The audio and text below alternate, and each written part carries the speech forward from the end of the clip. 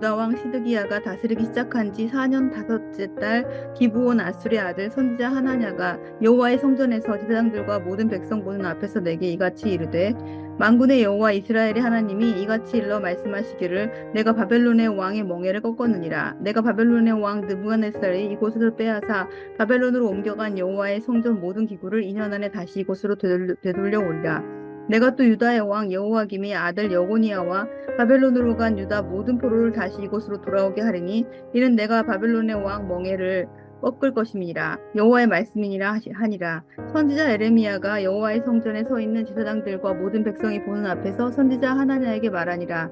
선지자 에레미야가 말하니라. 아멘. 여호와는 이같이 하옵소서. 여호와께서 내가 예언한 대로 이루사 여호와의 성전 기구와 모든 포로를 바벨론에서 이곳으로 되돌려 오시기를 원하노라. 그러나 너는 내가 내 귀와 모든 백성의 귀에 이르는 이 말을 잘 들으라. 나와 너 이전에 이 선지자들이 예로부터 많은 땅들과 큰 나라들에 대하여 전쟁과 재앙과 전염병을 예언하였느니라. 평화를 예언한 선지자는 그 예언자의 말에 응한 후에야 그가 진실로 여호와께서 보내신 선지자로 인정받게 되리라. 선지자 하나냐가 선지자 예레미야의 목에서 멍에를 빼앗아 꺾고 모든 백성 앞에서 하나냐가 말하여 이르되 여호와께서 이와 같이 말씀하시니라. 내가 2년 안에 모든 민족의 목에서 바벨론의 왕 느부갓네살의 멍에를 이와 같이 꺾어 버리리라 하셨느니라 하매 선지자 예레미야가 자기의 길을 가니라. 선지자 하나냐가 선지자 예레미야의 목에서 멍에를 꺾어 버린 후에 여호와의 말씀이 예레미야에게 임하니라. 이르시기를 너는 가서 하나냐에게 말하여 이르기를 여호와의 말씀에 네가 나무 멍에들을 꺾었으나 그 대신 쇠 멍에들을 만들었느니라. 만군의 여호와 이스라엘의 하나님께서 이와 같이 말씀하시니라. 내가 쇠 멍에로 이 모든 나라의 목에 메워 바벨론의 왕 느부갓네살을 섬기게 하였으니 그들이 그를 섬기리라. 내가 들짐승도 그에게 주었느니라 하라. 선지자 예레미야가 선지자 하나냐에게 이르되 하나냐여 들으라. 여호와께서 너를 보내지 아니하셨거늘 내가 이 백성에게 거짓을 믿게 하는도다. 그러므로 여호와께서 이와 같이 말씀하시되 내가 너를 지면에서 제하리니 내가 여호와께 패역한 말을 하였음이라. 내가 금년에 죽으리라 하셨느니라 하더니 선지자 하나냐가 그의 7째 달에 죽었더라. 예레미야 선지자의 예언, 즉 유다 나라의 패망에 관한 하나님의 경고가 있었습니다. 그리고 나서 기브온에 살고 있었던 한 사람, 아술의 아들 선지자 하나냐가 여호와의 성전에 나타납니다. 하나냐, 그는 유력한 가문의 사람이었습니다. 반면에 예레미야는 몰락한 제사장 가문의 아나돗 사람이었죠. 그러니 이 두 사람의 어떤 살아온 배경은 극과 극이었다라고 볼 수 있습니다. 하나냐, 그는 선지자라고 불리우는 사람이었고 매우 유력한 사람이었습니다. 이 하나냐라는 사람도 하나님의 말씀을 받았다라고 주장하면서 말을 하고 있는데 그의 이야기는 예레미야의 이야기와는 전혀 달랐습니다. 예레미야는 뭐라고 했습니까? 바벨론 나라의 손에 우리가 넘어갔다. 이제 우리는 바벨론 나라를 섬기는 시간, 그 고난, 징계의 시간을 걸어가야 한다라고 말을 했고요. 하나냐는 이렇게 이야기합니다. 하나님은 이미 바벨론을 꺾으셨다. 우리는 그러한 고난을 겪지 않을 것이다 라고 하나냐가 주장했던 것입니다. 백성들은 궁금했습니다. 도대체 누가 참 선지자인가? 누구의 말이 참말인가? 어쩌면 사람들은 기브온 출신인 이 하나냐의 말을 더 신뢰하고 싶었을지도 모릅니다. 자신들이 바라고 있는 그런 좋은 예언을 말하고 있으니 이 사람이 받은 말씀이 하나님 말씀이 아닐까? 그런 마음을 가졌을 것 같습니다.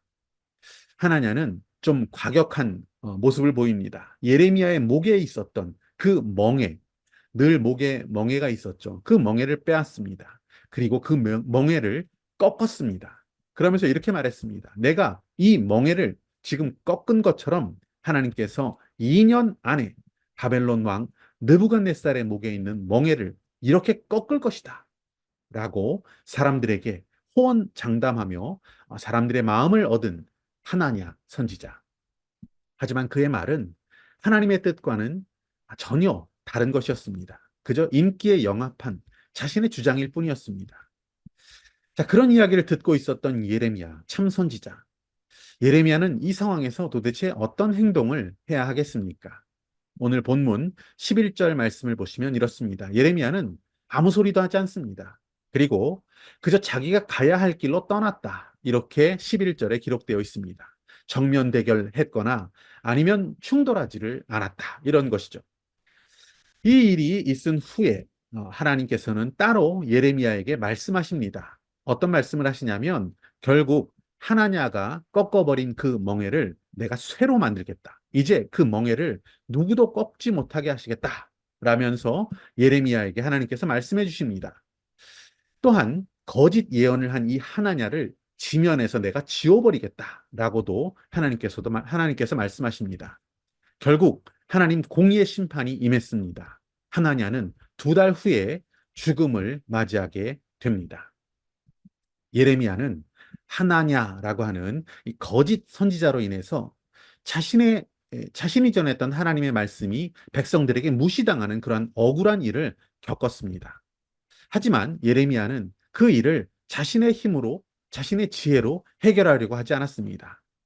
억울했고 분노에 휩싸이기도 했겠지만 그것으로 인해서 허송세월하는 어떤 그런 모습을 보이지도 않습니다. 그는 어떻게 했다고 합니까? 11절 말씀 보니까 그저 자기의 길을 갔다. 이렇게 그의 모습이 표현되어 있습니다.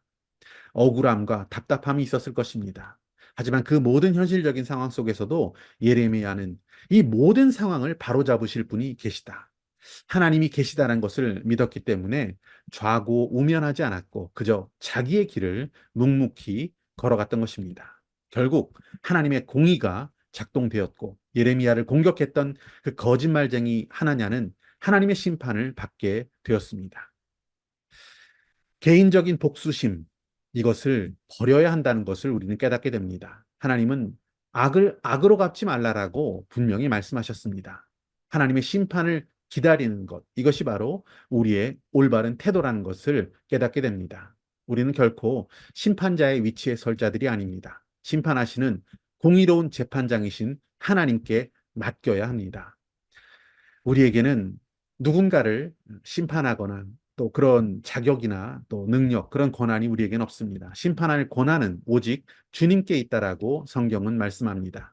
아무도 심판하지 아니하시고 심판을 다 아들에게, 하나님은 그 아들에게 맡기셨다라고 요한복음 5장 22절은 말씀하고 있습니다. 예수님 어떤 분이십니까? 2000년 전에는 우리의 죄와 저주를 대신하기 위해 죽고 부활하시기 위해서 오신 분이십니다. 하지만 다음에 오시는 재림하시는 우리 예수님의 모습은 어떻습니까? 심판주로 오신다라고 예고되어 있습니다. 선한 일을 행한 자는 생명의 부활로, 악한 일을 행한 자는 심판의 부활로 나오게 되는 그날이 있다라고 말씀하셨습니다.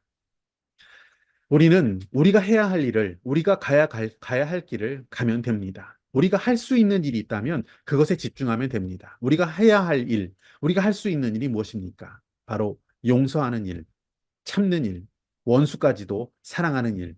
그것이 우리가 해야 할 일입니다. 심판은 하나님의 몫이기 때문입니다. 이 복음의 진실을 믿고 우리 마음 가운데 있는 상처, 개인적인 복수심 다 내려놓고 버려야 합니다. 그리스도 예수 안에서 자유함을 누리며 살아갈 수 있는 저와 여러분이 되시기를 축복합니다.